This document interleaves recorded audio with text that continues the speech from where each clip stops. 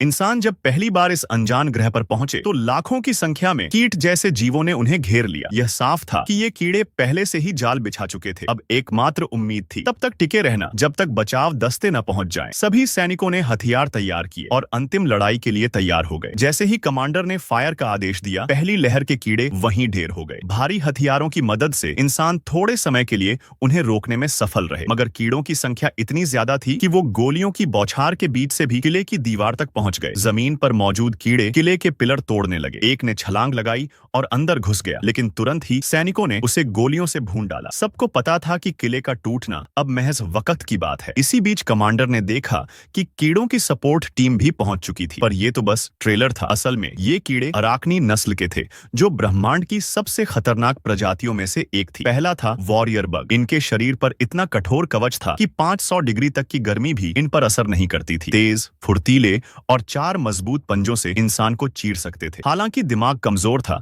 इसलिए इन्हें सबसे आम कीटों में गिना जाता था। दूसरे थे जंपर्स। ये घंटे में 300 किलोमीटर की रफ्तार से उड़ सकते थे। ये कीट 300 किलोमीटर प्रति घंटा आमतौर पर स्काउट्स का काम करते थे, लेकिन अगर जरूरत पड़ी तो इंसान की गर्दन चीरने में भी वक्त नहीं लगाते। मरने से पहले दुश्मन को साथ लेकर ही मरते थे। तीसरे थे स्कलर, जिन्हें टैंक कीट कहा जाता था। ये जमीन के अंदर से अचानक हमला करते थे और उनके मुंह से निकली आग इंसान को पल में राख बना देती थी। चौथे थे प्लाज्मा बग्स, सबसे घातक प्रजाति। ये अपनी पूंछ से प्लाज्मा तोप चलाते थे, जो वायुमंडल को चीरकर टारगेट पर सटीक वार करती थी, यहां तक कि इंसानी स्टारशिप्स को भी बीच से चीर सकती थी। और आखिरी थे ब्रेन बग्स। ये कीटों का मास्टरमाइंड थे। ये इंसानी दिमाग की सारी जानकारी सोख लेते थे और उसका इस्तेमाल कीटों के लिए करते थे। पूरे अराकनी कबीले की कमान इन्हीं के हाथ में थी। धरती भी कई बार इनके द्वारा भेजे गए उल्का पिंडों से घबराई, मगर हर बार इंसानियत ने उन्हें रोक लिया। फिर भी एक दिन एक उल्का पिंड धरती से टकरा गया। एक पूरा शहर गायब हो गया। 1 करोड़ लोग मारे गए। सरकार ने तुरंत जवाबी कार्रवाई के आदेश दिए। अब कीटों को मिटाना ही था। 50 लाख की फौज तैयार की गई। वो उस ग्रह पर उतरी जहां कीड़े सबसे ज्यादा थे, मगर जैसे ही स्टारशिप ग्रह के पास पहुंची, नीचे से प्लाज्मा बग्स ने हमला कर दिया। इंटेलिजेंस रिपोर्ट्स कहती थी कि ये ज्यादा ताकतवर नहीं होते, लेकिन असल में ये प्लाज्मा तोप एक ही वार में मदरशिप को छेद सकती थी। आधे जहाज वहीं तबाह हो गए। सैनिक बची हुई स्पेस शिप्स से बाहर निकले और मुकाबले को तैयार हुए। जैसे ही प्लाज्मा बग नजर आया, कमांडर ने न्यूक्लियर स्क्वाड को तुरंत एक्टिवेट किया। जैसे ही बम उसके शरीर से टकराया, वो पल में चिथड़े चिथड़े हो गया। राह साफ हुई तो सभी सैनिकों ने आगे बढ़ना शुरू किया, मगर तभी चारों तरफ से वॉरियर बग्स ने घेर लिया। कई सैनिक मार दिए गए। एक महिला सैनिक डर के मारे भागी, मगर पीछे से कीड़े ने